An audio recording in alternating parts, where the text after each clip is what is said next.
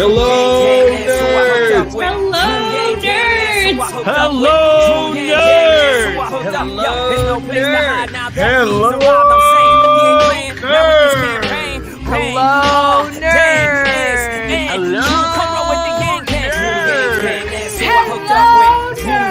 Hello, nerds! Hello, nerds! Hello, nerds! Hello, nerds!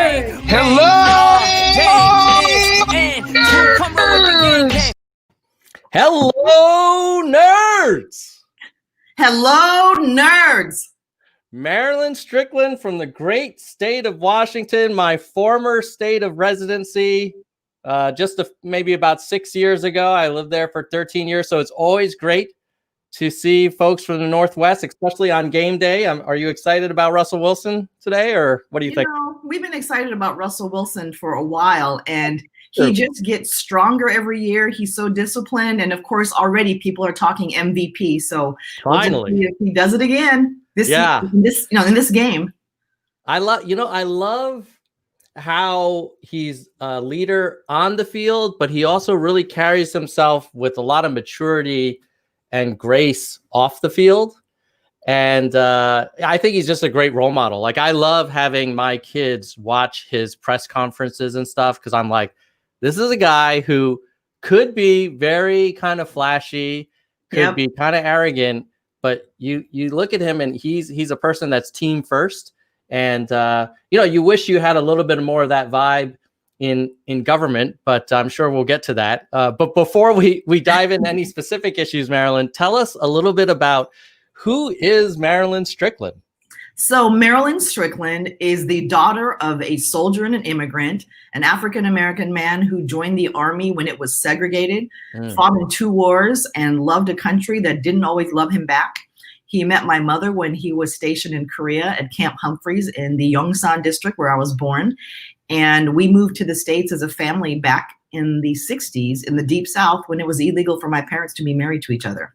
We ended up here in Washington State, your former home, as a result of being at Fort Lewis, the Army base. And I've lived here in Pierce County longer than I've lived anywhere else in my life. I've lived in Atlanta, in Portland, in Seattle, San Francisco. I had a chance to travel a lot, but this is my home and I've been here for a while. And I'm the former 2-term mayor of Tacoma.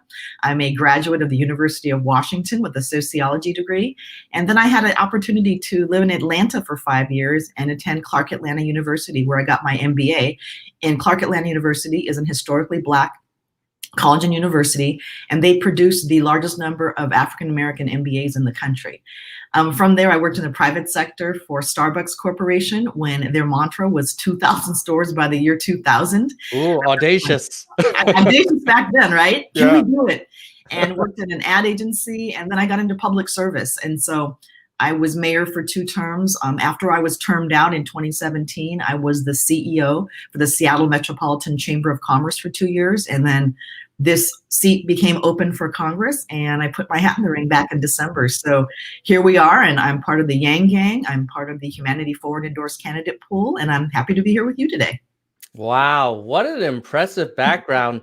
Tell me a little bit about having an MBA and being mayor, because, there's a lot of folks in business school and in the private sector who like to say, government should be more like a business, and we should just apply a lot of the frameworks we have in such and such a company. I mean, it must have been tempting for you to think about it that way. What was that like in reality? Well, it's interesting because, I've had the privilege of working in a lot of different organizations. So as I said earlier, I worked for a large company before it was as large as it is today. I worked for small local companies, and I've been local government. And, I will tell you this without fail, Tom, every organization does things really well and does things badly and can be more efficient, whether it's public or private sector. But when I hear people say, oh, government should be run like business, that's an emphatic no, because government exists to provide service to the people. And they are not there looking at their bottom line or trying to be profitable. And I'm not even criticizing that in the world of business, but they are there to provide service. And let me give you a good example. So as we talk about public transportation, right, bus, light rail, when people pay their fares at the fare box to use the service, that represents 20% of the cost. So 80% of public transit is subsidized by public funds. as well it should be, because it's a public good.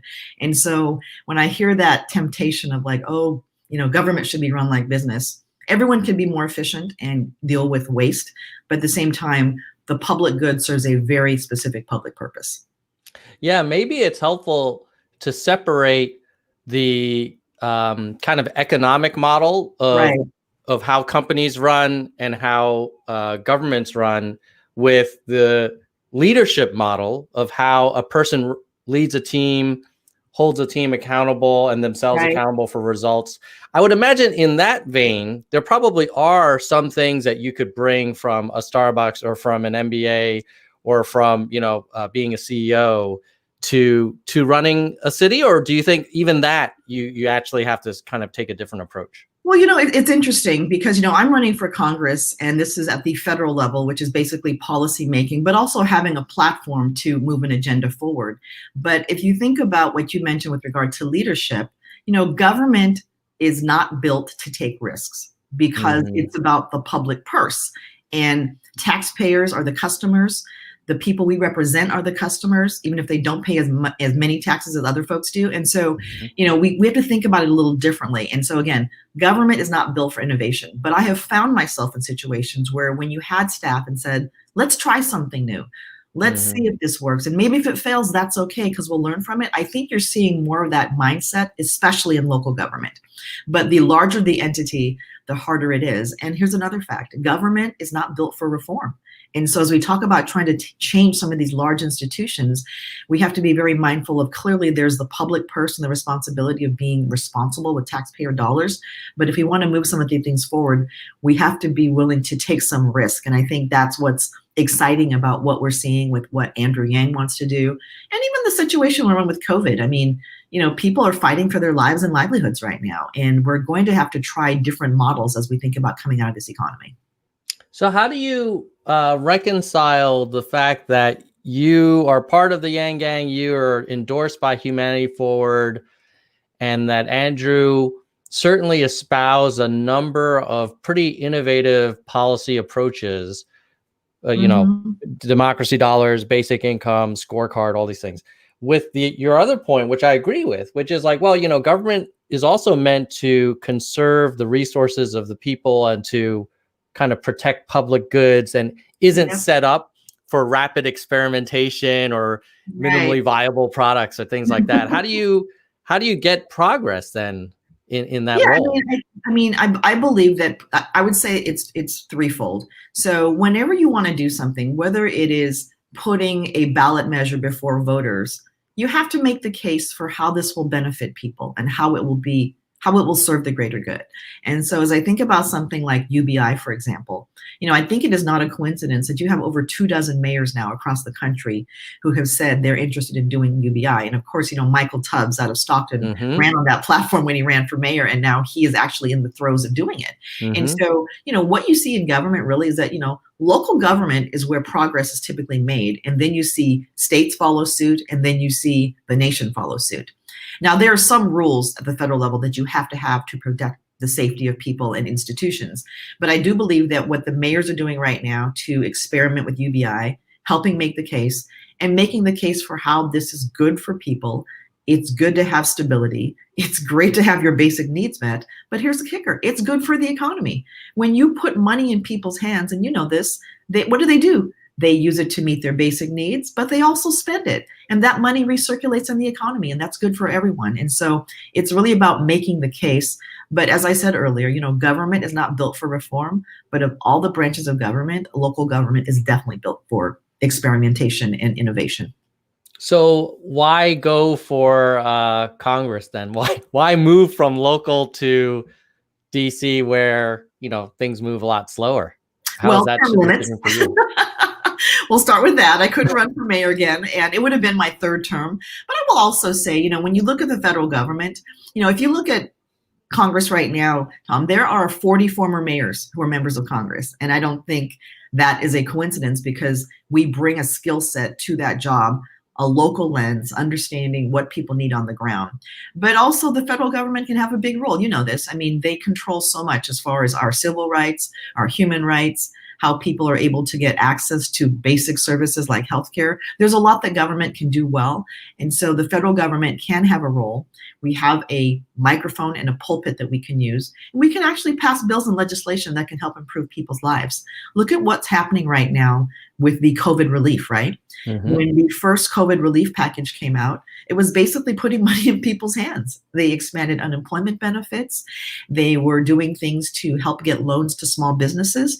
So in many ways, there was kind of a bit of UBI happening with how we were treating relief funds. This second round of funding, which I'm hoping comes sooner than later because people are hurting right now, will be in ways a UBI experiment. And so as we're talking about expanding unemployment, getting cash into people's hands, extending benefits, we're actually looking to see how people get a lifeline and then thinking how we can move that forward with a national policy after what the mayors are going to discover in, the 24 mayors. And I'm really hopeful that when the mayors do the experiment, that we have more mayors joining who represent rural communities, urban communities, and suburban communities. So we get a really nice, large cross sector of communities to see how UBI can work for them. It makes a ton of sense. And it sounds like you had a lot of momentum in the primary. It was a pretty strong win. How are you doing as you roll into the general? There's a lot of folks in the audience and on replay who are Yang Gang, and we support a lot of people running for Congress, but we also feel like the odds aren't with us, that there are these incumbents and these like heavily funded folks or we're in really tough districts. What's Washington's 10th look like for Marilyn Strickland? Yeah, I mean, every race is going to be different depending on the makeup of the district, the dynamics of the politics, and even how primaries are held. So in Washington state, and you know this, we have what is called a top 2 open primary. So there were 19 people in the primary election, and the top 2 vote getters will advance to the general election. And that's regardless of party affiliation. And so I'm facing another Democrat, as it turns out, because that's who received the most votes. But, looking at the 10th district, it is called it's a safe Democratic district, and there are meters they use. So this is called, quote, a D+5 district. And to give you some context, my district, the 10th, is the D+5. Pramila Jayapal, who's in the epicenter of Seattle, is a D+25. Alexandria Ocasio-Cortez, I think, is a D+30. So on the scale of how safe these seats are for Democrats, that gives you some context. So this district is diverse in every possible sense of the word. It is urban. It is rural. It is suburban. I'd say the population is about 75% white and 25% minority, divided by African American, Latino, and AAPI and Native American. And then there's the largest military base on the West Coast, right in the middle of this district, with a big veteran population. So it's almost like a snapshot of Washington state as opposed to a really small, condensed geographic district. With that said, we have polling that looks good, but I never take anything for granted.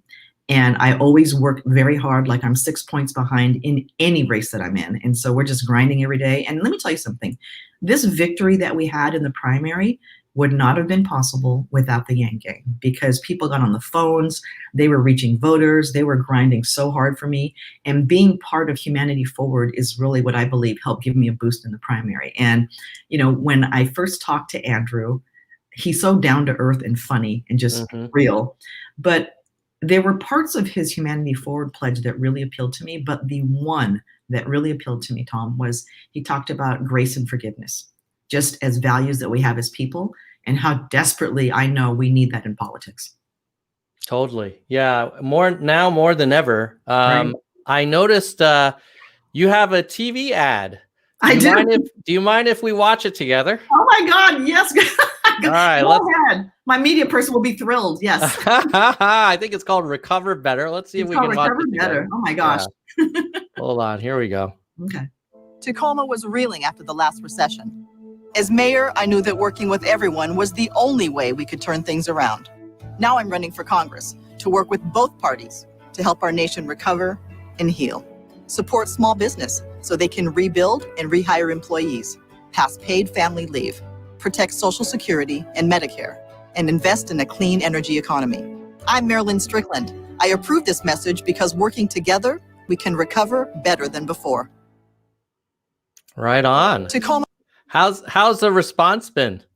It's been really really good. I mean, it's really funny. It's like, I don't watch that much television, but when my ads are on, I'm always looking for them. So we were watching CNN, MSNBC, and some network TV last night. I think we watched ESPN as well, because we did buys on both broadcast and cable. And so it's always jarring to see yourself on a big screen, but it's part of how you get your message out there and really develop better name ID. And so we feel good about it. We're getting a very positive response. And it's interesting when I think about Humanity Forward and Yang Gang, because Andrew has managed to attract what I call the largest cross-section of people I have ever seen a candidate attract.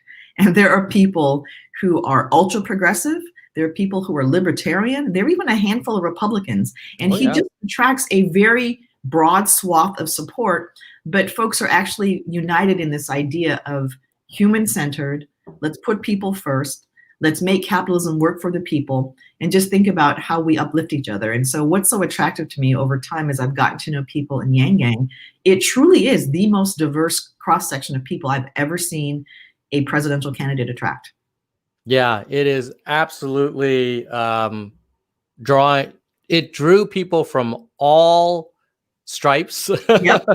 And it's also something where it takes a lot of work, I think, to keep us unified, because I think a lot of us are, we were really disappointed when the presidential campaign had to suspend. Yeah. But I'm glad we're channeling a lot of our energy towards folks like yourself who are part of that movement. And maybe you could be part of the Congress that passes a bill that President Yang someday signs. Who knows, right?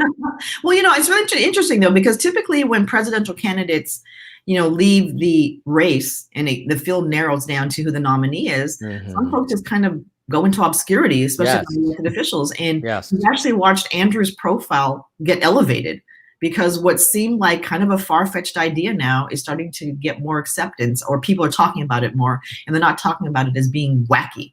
And so it's interesting, and I will confess, during the presidential primary, when there were 500 people on the stage, it's hard to get airtime. And, as I started doing research for my platform for Congress, and we came across Andrew's information and Humanity Forward, we said, this is actually something that makes sense, especially in the age of COVID. So I'm definitely a post-COVID convert. So what do you think about, speaking of COVID, what would you do differently if you were in Congress? Like, what would you be advocating? Yeah, so one person cannot go into Congress and single-handedly change the course of a nation. But I do believe that the sad part of COVID was our lack of response early on. And I know that when you have a country as vast and diverse as the United States, and you have every state with their own set of rules and culture and expectations, we should have had a national strategy. And we should have had a commander-in-chief who said, okay, people, this is what we have to do. We're going to invoke the Defense of Production Act, and we're going to manufacture the equipment we need here, masks, testing, even the respiratory equipment, and we're going to invoke that, and the federal government is going to pay businesses here in the US to manufacture what we need so that we don't have to rely on importing things. The other thing we needed to do was just make mask wearing mandatory, and that's going to be a hard thing to enforce because, as you know, some people are refusing to wear masks as a political statement of defiance. Right. The other thing that's important too is just this idea of having to just be on lockdown. If we had all masked up back in March, if we were manufacturing the equipment and testing that we needed, if we had all stayed home for 3 weeks, I really think we'd be in a different position today.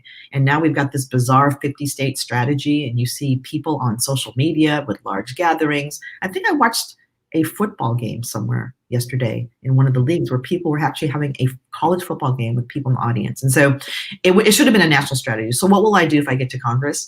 I just really believe that we need to focus in on getting that equipment done. We'll see what President Biden decides to do with regard to having a national plan. But I believe that the data right now is showing that the cases are going up again. And some of it is post-Labor Day gatherings and just people not wearing masks. I mean, it's not that difficult. Yeah, it's sad that I think even for some people who do believe that masks make sense, if they're self-identify as Republicans, they're worried about sending the message that they don't support the president by wearing the mask. And I wish we could kind of decouple I know. the public health kind of best practices from like, you know, I don't mind if they wear a mask that says MAGA on it or has like a right. Just giant MAGA flag sticking up. It's fine, but just wear the mask. Right. Right. But we've gotten to like, I was curious, you know, you mentioned your father had encountered, you know, certainly challenges because of his race. And it sounds like you might also have a multicultural background. Yes. Is that yeah, fair? I'm sorry, I didn't clarify. My mother's Korean, so I'm half Black and half Korean. Right. And, you know, and that's interesting, especially in the context of politics, because people say like, well, what kind of a Democrat are you? And I laugh sometimes and I say, people have been trying to label me my entire life. And so, you know, I call myself left of center. And on some issues, I'm progressive. On some issues, I'm more moderate. It depends on the situation and what's best for the people that I serve. And so as we talk about, you know, politics and discrimination, my father, you know, as a young Black man who grew up in the Deep South and was born in 1920, you know, he experienced things I can't even imagine. And my mother, as a young woman growing up in Korea during the occupation, watching her city burn to the ground in a war, and then really, you know, marrying a man and coming to a new country where she didn't know anyone and didn't speak the language. I mean, if I think about the things that my parents did, they were just some bold people who did what they had to do and took a lot of risks for their safety and well-being and to take care of their families. How do you see this country recovering from this tension we have now between the different tribes? I mean, you're seeing it firsthand. Like, okay, I'm Asian American. Right. I hear the Kung flu and don't eat at Chinese restaurants and all this stuff. But you're also half Black. Yep. Where you've got all the BLM stuff. Yep. Do you see a path where we can, like, even if Trump loses, I worry that, well, we're still going to kind of go back to our respective corners and keep duking it out. And I'm curious how we can heal. Yeah. I mean, that's a really good question. And, you know, when I talk about my identity, I am a proud Black woman and I am a proud daughter of Korea. That's how I describe myself. And, you know, that during I don't know if you're old enough to remember, but during the whole Rodney King episode down in LA, when there were really horrible tensions between the Black community and the Korean community. Yes. But I will say this, though, you know, as I think about the 21st century and the folks I know who belong to both communities, and of course I am in both myself, it's that, you know, I see people who are Korean American, and I've seen things on social media saying Korean Americans for Black lives. Now, admittedly, there are folks in the Korean American community who have biases against African Americans, and there are African Americans who have biases against AAPI folks. And so, but there are enough of us who see the opportunity to bridge and to work together. And one example I use, there are 5 Korean Americans running for Congress in this cycle. And there's a young man, David Kim, out of California, who I met on a Zoom call the other day. And what's interesting about us is that, you know, Andy Kim's running for re-election in a tough fight in New Jersey. David Kim's running in California, and there are 2 other Korean American women who are running for Congress. Well, there are 2 Republicans and 3 Democrats, and we're all different shades of Democrats. And so we all talked about wanting the economy to be stronger. We all talked about better schools. We all talked about supporting small business. We all talked about COVID relief to get cash in people's hands. So despite our political differences, we all agreed on that. And so it's a willingness and an open mind to say, I know that if you're wearing a MAGA hat, I'm probably not going to roll with you, but I guarantee you there might be something that we believe that we share. And if we don't, that's okay too. But we have to find ways to have those common discussions about what it is we share, because if a group of 5 Korean people with different political stripes can agree on 5 big fundamental issues, I think there's a way to do it. But it's it's an open mind, it's an open heart, and I'm going to say this again, grace and forgiveness, coming back to one of the pillars of the Humanity Forward mantra. Can you think of an example in your career or during this race or maybe in your life where you had to learn that lesson about maybe where you could have been showing more grace and forgiveness and you kind of... Absolutely. I mean, every day. I mean, you know, when you're an elected official and you are there in the heat of these battles, it is really easy to just say to yourself, okay, well, I'm right and they're wrong. And you just have to sometimes press pause and say, look, I know you have concerns about things, and here is where I think we can go together. And sometimes you get an outcome that people are happy with, and sometimes you get an outcome where everyone's mad at you. But you have to at least be willing to press pause and say, okay, this is something I think we can do, and we can get there together. And I'll tell you this, by being willing to do that, you know, when I was mayor of Tacoma and even regionally, we were able to do some really big things. You know, we were able to raise the minimum wage. We were able to pass these huge infrastructure packages that haven't been passed in 40 years. We were able to invest hugely in mass transit throughout the entire region, like, you know, $52 billion. And so by your ability to sit down with folks who may philosophically say, I don't want to pay more taxes, or philosophically say, well, business is bad and this is good. I think there's a way to sit down and have these conversations if you're willing to put past the barriers that we have and just say, what's the desired outcome that we all agree upon?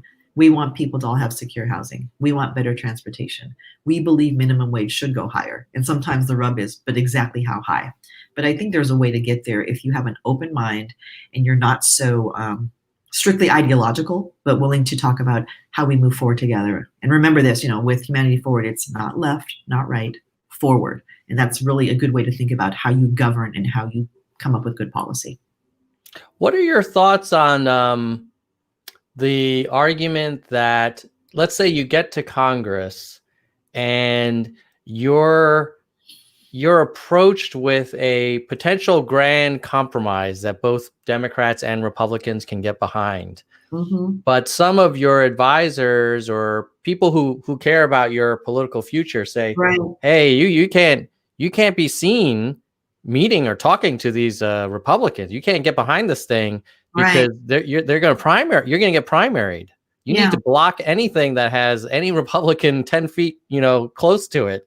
How do you feel like we get through that gridlock where the primary kind of system doesn't seem to reward pragmatic compromise?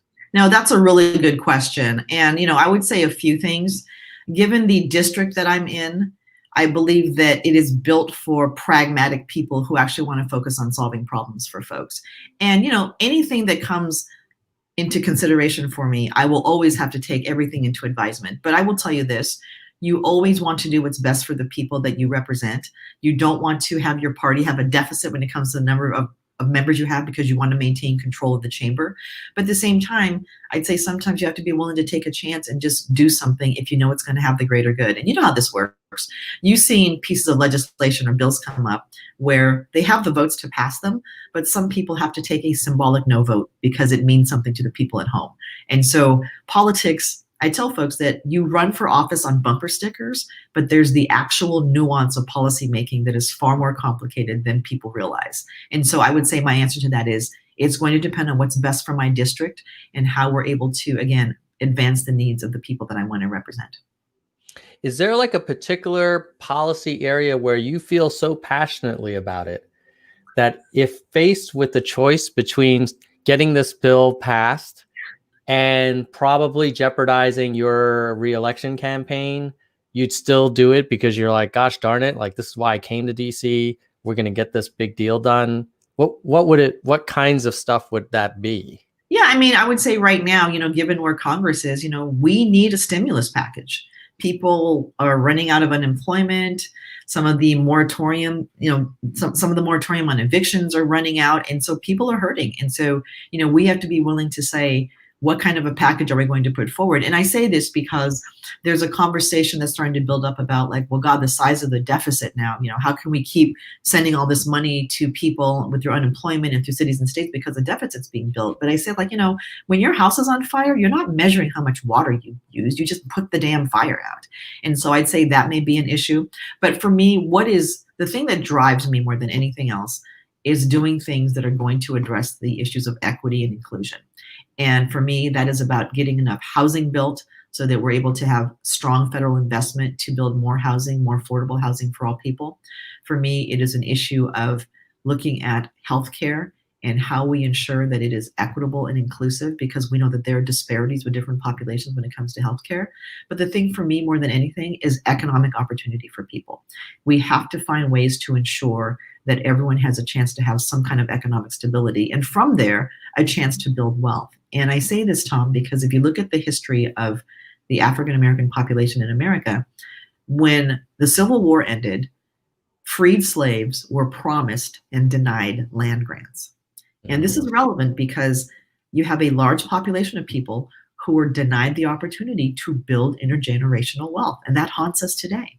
And if we had something in place then that allowed families to build wealth, a lot of families would have different situations right now. And so for me, there are just some issues regarding how we help people build wealth, how we provide access to economic opportunity, and really this housing crisis. It sounds so simple, but we're not building enough housing.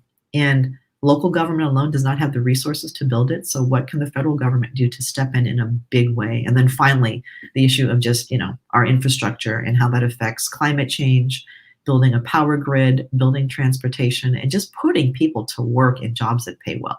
So that was a really long-winded answer. But again, I just come back to, if it's an important policy, I'm willing to take a risk on it, but you have to be very smart and strategic about it. Yeah, no, it makes a ton of sense. Jacob out there has a question.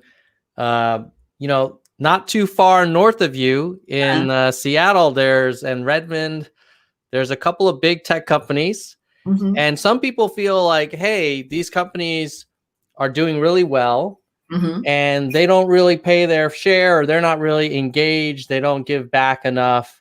Yeah. On the other hand, Washington State benefits from having these mega companies employ hundreds of thousands of people. Right. How do you, what are your thoughts on making sure that companies like Amazon and Microsoft are allowed to prosper, but also, are responsible and kind of engaged in the community? Yeah, so I think what the question is specifically about my role at the Seattle Metropolitan Chamber of Commerce. And if you talk to any CEO in any Chamber of Commerce in any city, what folks don't know is that 80% of the people who are your members are small businesses. And so I think that when we talk about some of these outsized brands that people know of, I didn't run the companies. They were members of my organization. And the work that we did as a chamber, I'm actually quite proud of. The Seattle Metropolitan Chamber of Commerce added equity and inclusion to its mission statement. And so historically, it's been known as a business advocacy organization, but we added the phrase, an economy that is equitable and inclusive. When there was a ballot measure for reinstating affirmative action in Washington State, and that can be a hot topic for some people call it a third rail, but it was about making sure that when it came to government contracting, access to higher education, that we actually did so through the lens of ensuring that we were inclusive in how we recruited in doing that. And I got the Seattle Metropolitan Chamber of Commerce and some of these large companies to actually support and help pay for getting that campaign up and running.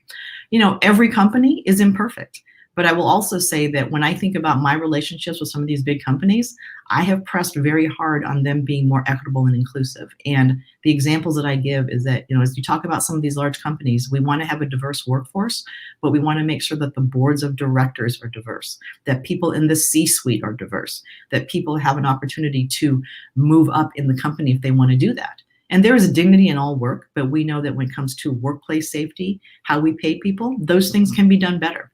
But I come back to my role at the Seattle Chamber in saying that, the business ecosystem includes large businesses and small businesses. And some of these large businesses produce people who are customers at small businesses. Some of these large businesses do a lot of purchasing and procurement.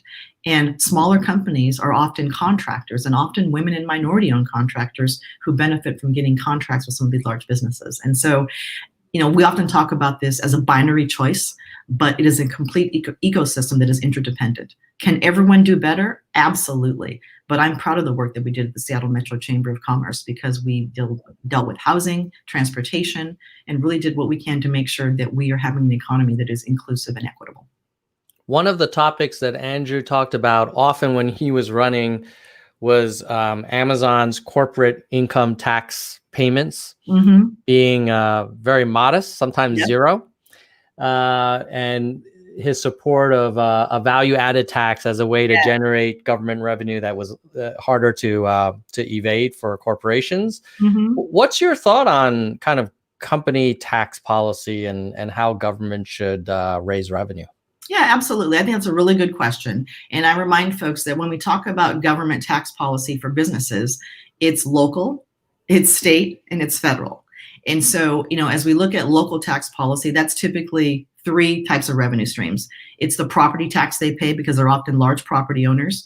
It's the business and occupation tax that they pay for revenue they generate. And then, they're big purchasers of utilities, of water and power, and often broadband. At the federal level, I just think that there is a tax code that can be revised to ensure that the process and that the taxes being paid are equitable and more fair.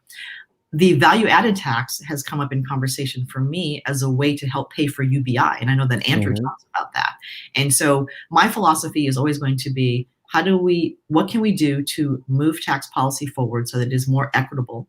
What are we doing to ensure that people are paying their fair share, but at the same time, not punishing some of the smaller companies whose profit margins might be a lot smaller? And so we want to make sure that we're not inadvertently hurting some of the smaller companies, but also making sure that some of the largest, most profitable companies are paying their fair share. But I also believe that hooking it to UBI as a way to use a value-added tax actually is very smart. And some people don't know this, but most developed nations have some form of a VAT. And so looking at what they're doing in other countries, how they're using that revenue, and how can it be put to good use to do something like help pay for UBI or some of these other social services that we know we desperately need, even infrastructure for that matter. Yeah, it's funny. I won't name the company. Okay. But I have friends that work in the tech industry and that deal with retail. And I said, hey, what do you think about this VAT thing? And he said, he's a buddy of mine. He said, oh, I hate it because we have to pay so much more tax than we do when we sell in the US. Oh, interesting. And I was like, yeah, that's the whole point, man. Like, I know you pay more in Europe and Japan and everywhere else than you pay in the US, but we have to support this country in some way. Everybody has to pay their share.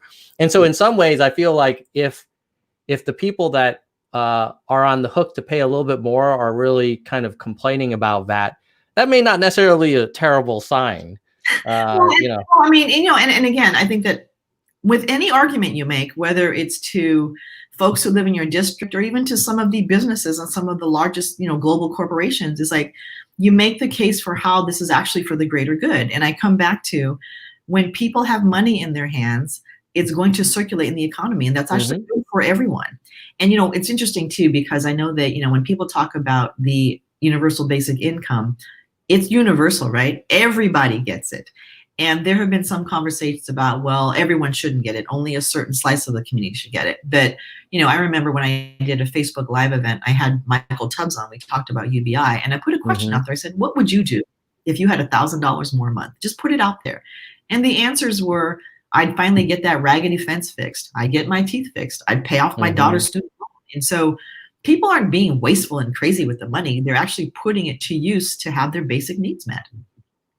100% agree. Yeah, I also think if it's universal, it helps address the need to bring the whole country together in support of it.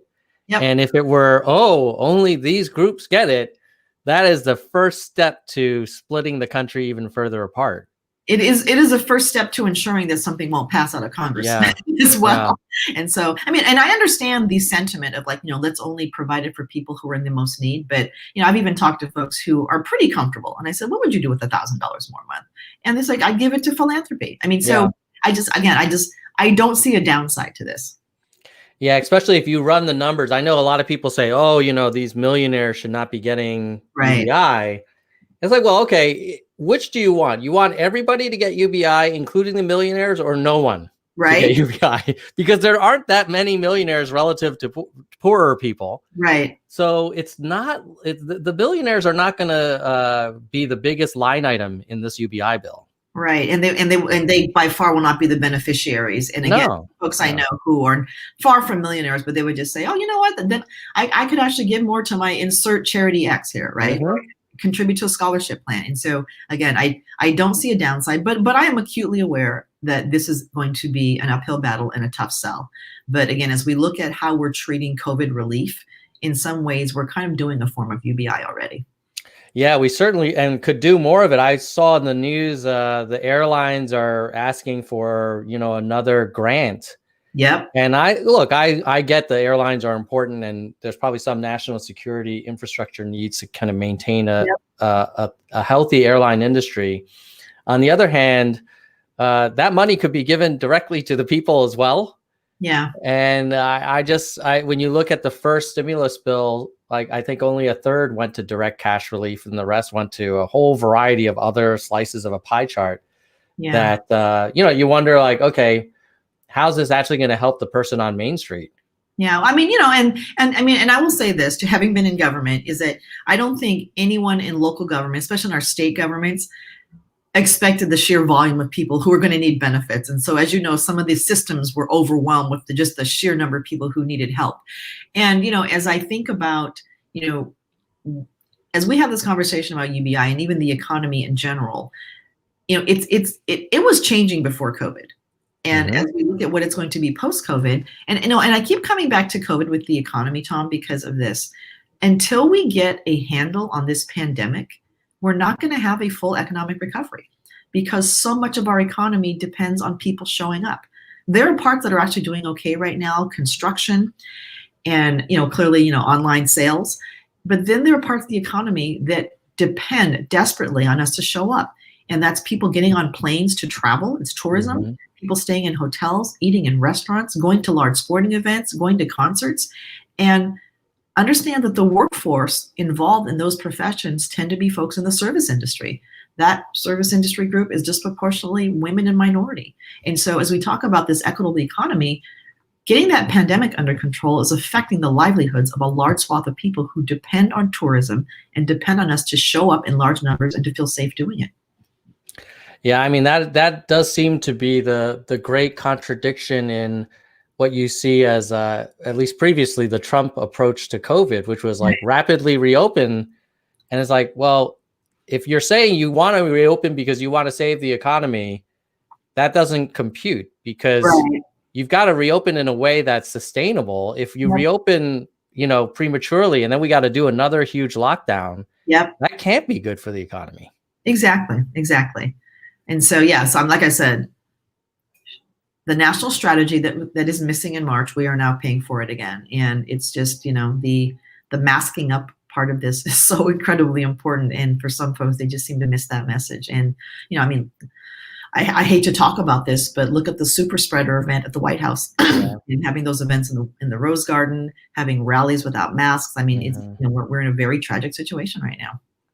Yeah. And that not only are those events probably the cause of a lot of people in leadership now being hospitalized, but also I feel like they modeled behavior. Yeah. And it's like, well, hey, if it's okay for the president in the Rose Garden to have a few hundred people sitting, shoulder to shoulder, then I should be able to do that at my barbecue or at my Little League game. Right. And it just kind of like amplifies. I mean, that is the bully pulpit of the Oval. And it was just used to kind of model behavior that I think that even the CDC would not agree with. Right. And I think one part of this is really profound as we talk about COVID, and that's the effect that it's had on public education.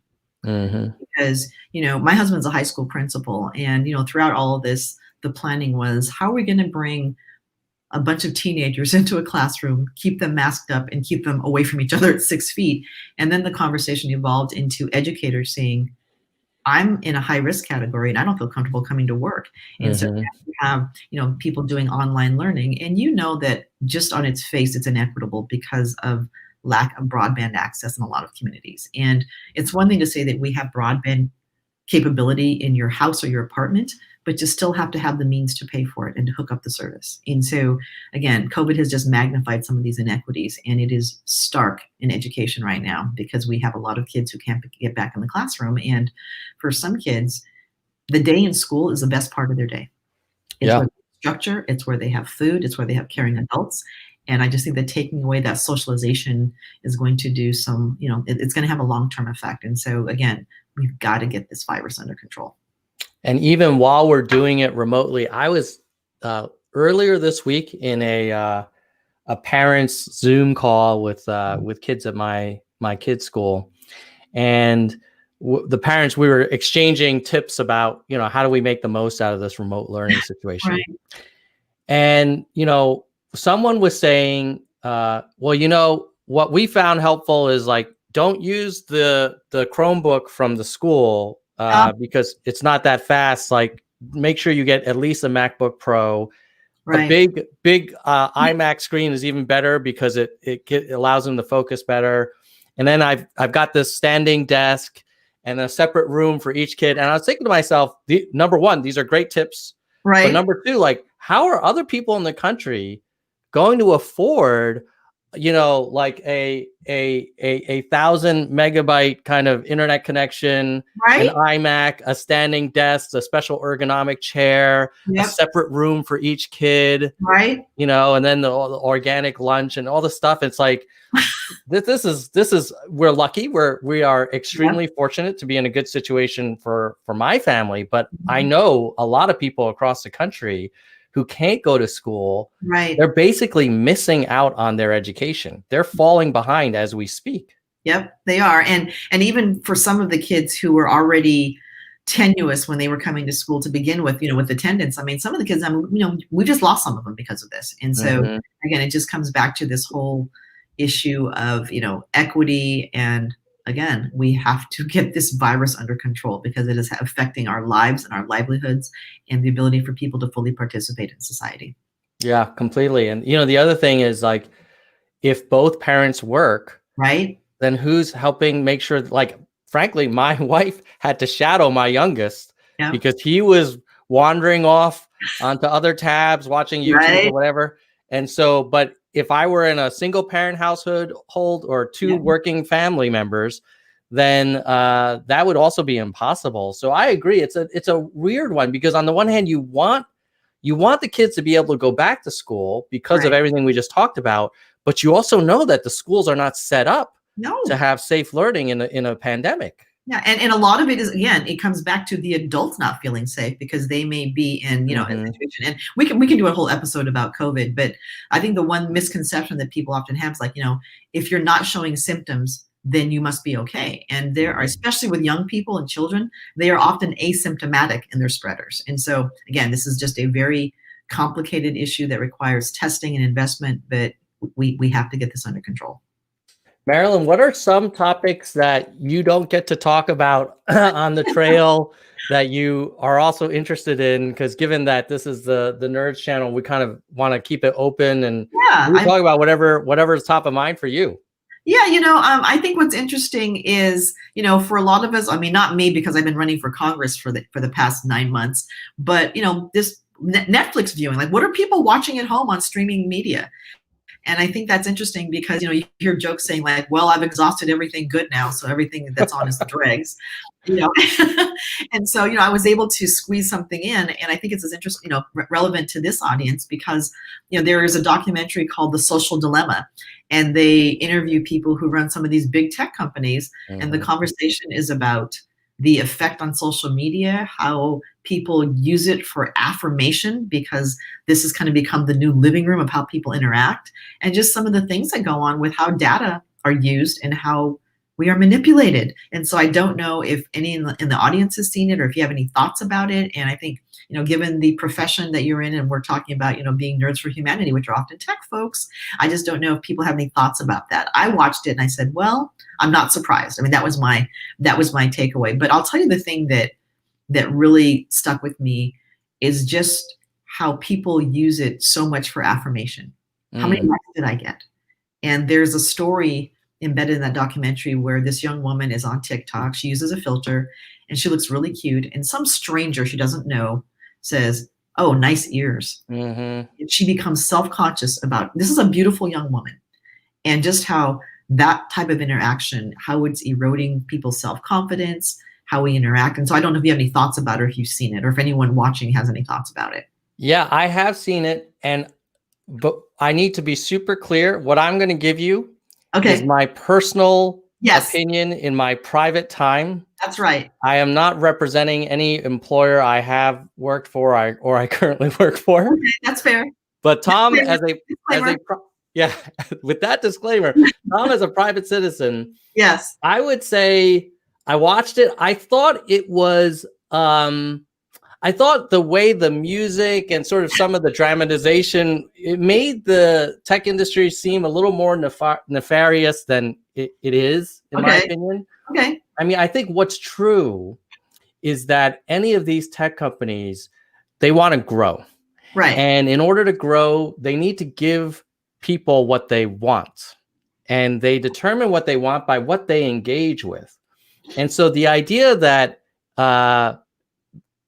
if you go back in history in media, like what if it bleeds, it leads. If it's sensational, people want to watch. Like people don't want to watch like hour-long policy debates, even though I have a YouTube channel about that. Like that's why my channel only has 15,000 subscribers, not 15 million, right? Like it's one of those things where. Are you saying that nobody wants to watch C-SPAN? Is that what you're saying, Tom? I used to when I was growing up, but none of my friends did. They were more into Baywatch or whatever else. Right. So, I think so part of it is people are getting what they desire. Right. Now, you could make a question which is like you could say, well, should companies give people what they want? Right. That's a harder one, but it's a fine line because at the same time, you don't want companies to play too much of an active role in being the referee, right? And so what I will agree with on that documentary is that people's addiction to social media and need for that affirmation can be very, very dangerous. I think it can undermine self-esteem. I think it prevents people from developing like a core sense of confidence and centeredness and being happy with who they are. Yeah. And like you and I grew up as minorities in the US.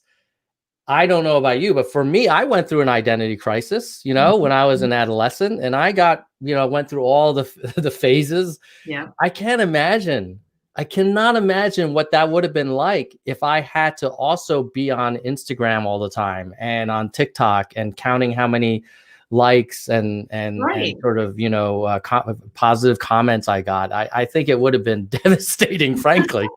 Well, no, and it's interesting because, even at that stage of your life, when you're not a minority, you're still trying to come into who you are and try to find your tribe. Where do I fit in? And there's a company, I think Edelman, and they do like an annual study on trust in institutions. And I was on a panel a few years ago and they talked about this breach that Facebook had. There was some big privacy issue. And the question was like, well, are people going to abandon Facebook? And folks said, well, they're going to get a dip in this. I said, no way. People are too addicted to that affirmation. No one's going anywhere. And so it was interesting just to kind of see how that's evolved over time. But, social media has been fantastic for big movements, for politics, for reuniting families and people. But at the same time, as you talk about the data that is used to basically give you more of what you already like, right? It's confirmation bias on steroids. That is true. It is. And so, yeah. And it would require sometimes even I was on Spotify the other day, and there was a section that said, oh, podcasts that you don't listen to that you might want to. And I was like, no. I know what I was guilty myself. Right. I watch Meet the Press. I watch, George Stephanopoulos. These are the things that I like. Right. And I don't want to, I'm not inclined to try a bunch of new shows all the time. And I wonder, how do we get, maybe this goes also back to education. Yeah. How do we help our kids develop better judgment and the skills to kind of offset this I will just give you what you want kind of system that we have? Because I don't know that we teach them that. Well, no, and I'll tell you what worries me about this is that we live in such a world of dependency on social media where the confirmation bias just puts us on a more narrow, sheltered bubble with barbed wire around it sometimes. And if you think about even the term in politics, liberal, the definition of liberal means that you are open to hearing other ideas, to hearing from people who you may not agree with, but it implies an open-mindedness about listening to a lot of perspectives and then coming to opinions and thoughts after digesting a lot of information. And so I worry about the politics of confirmation bias, where we only seek people who think exactly like we do. And if you do not fit those parameters with our barbed wire shield, then there's something wrong with you, or you're a horrible person. And so there are horrible things that people do, trust me. But at the same time, I just think about politics and policy making and how we interact as human beings.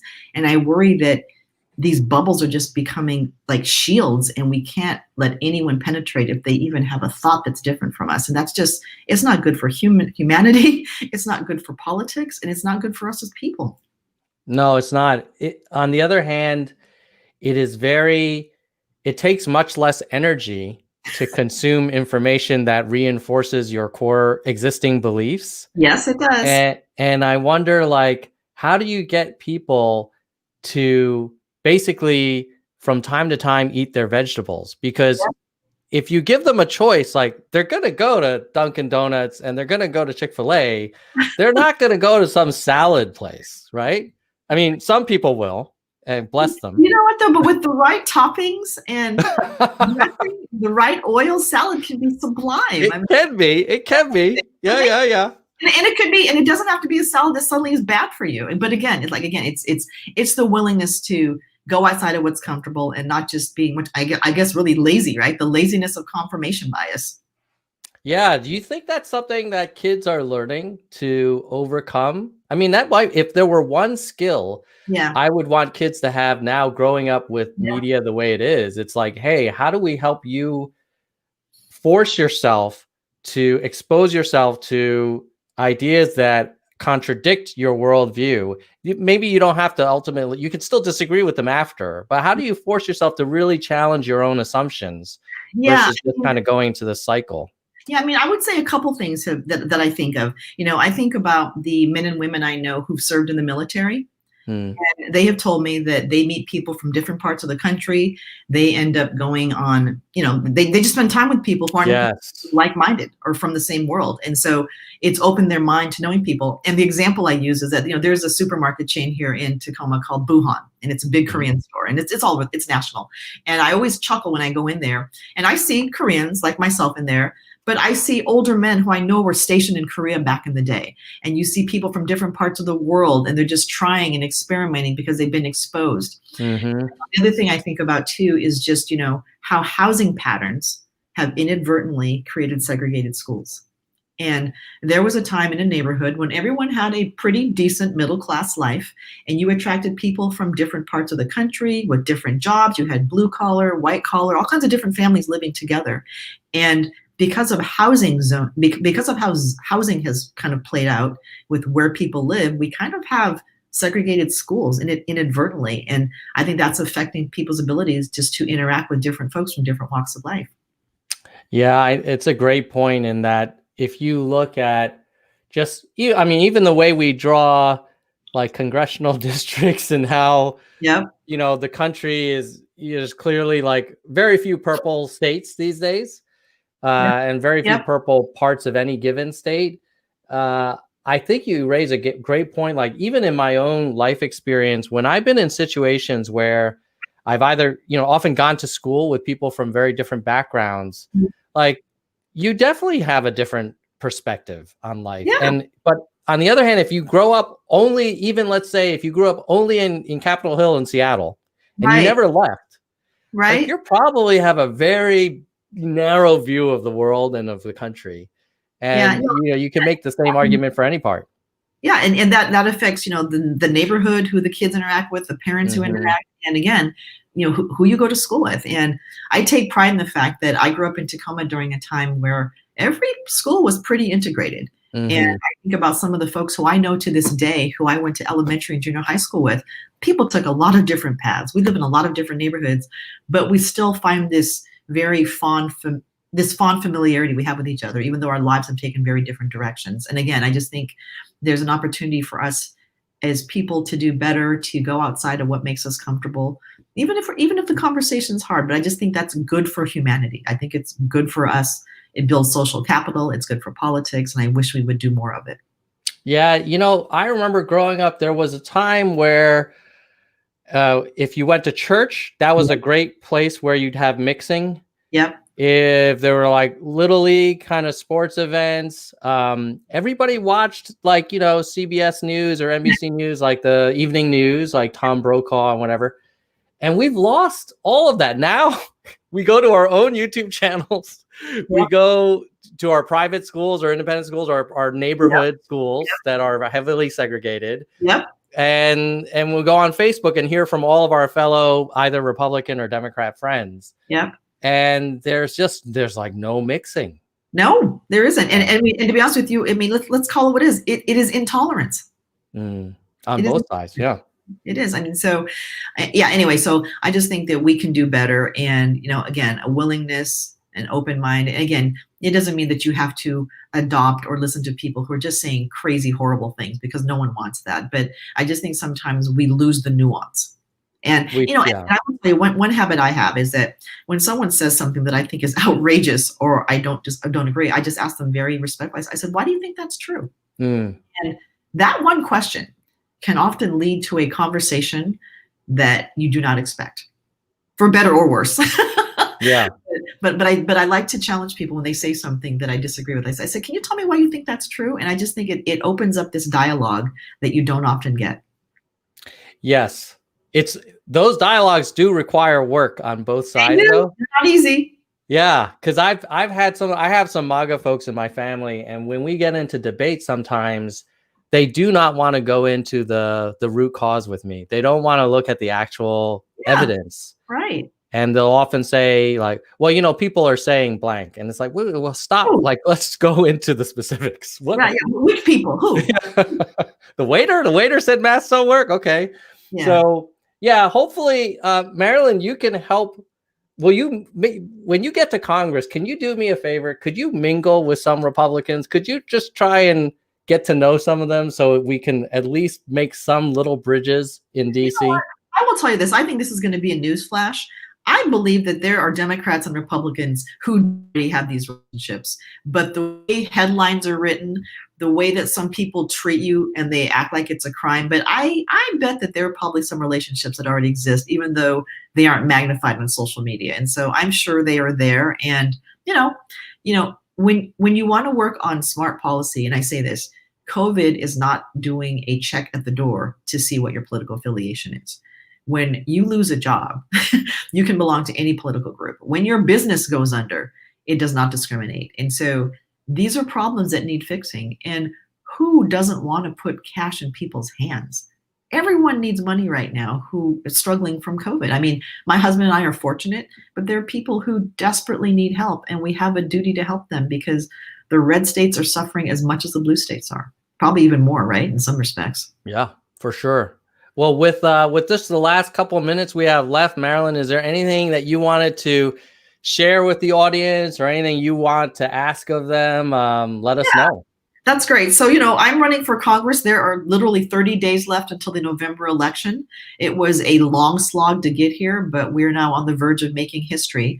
And I'm running on my record of proven leadership and the ability to get things done. And we were able to do some pretty big things while I was mayor of Tacoma, both in the city and regionally. As a Humanity Forward endorsed candidate, I do believe that there is a platform and a centering that really focuses on people and how we can help people meet their basic needs, but also, again, not left, not right, but forward. So you can volunteer and help me phone bank. If you want to make a donation to the campaign, you can visit me at stricklandforwashington.com. It's all one word. And again, as I said earlier, you know, I would not have been successful in the primary had I not been introduced to Yang Gang and had Andrew's support and the support of so many amazing volunteers. And, you know, I get to Congress, I will always go there with an open mind and an open heart, but always putting the needs of the people in my district first and doing what we can to uplift as many people as possible. That's why you do the work. So I thank you for the chance to be here on the show, and maybe sometime after I get sworn in, if things go well for us in November, I'd love to come back and just share with you, like, you know, what's it like being a freshman in Congress?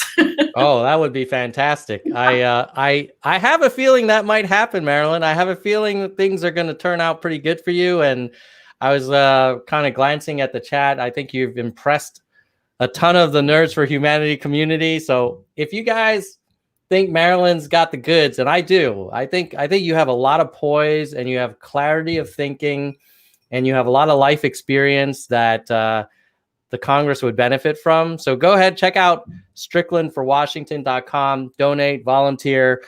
let's get a big win for the Yang Gang come November, and hopefully we'll have you back in the Nerd Zone again real soon. Great. Well, thanks for having me, and thanks everyone for tuning in. It was nice to see you all. All right, with that, we're going to say goodbye, nerds. Goodbye, nerds.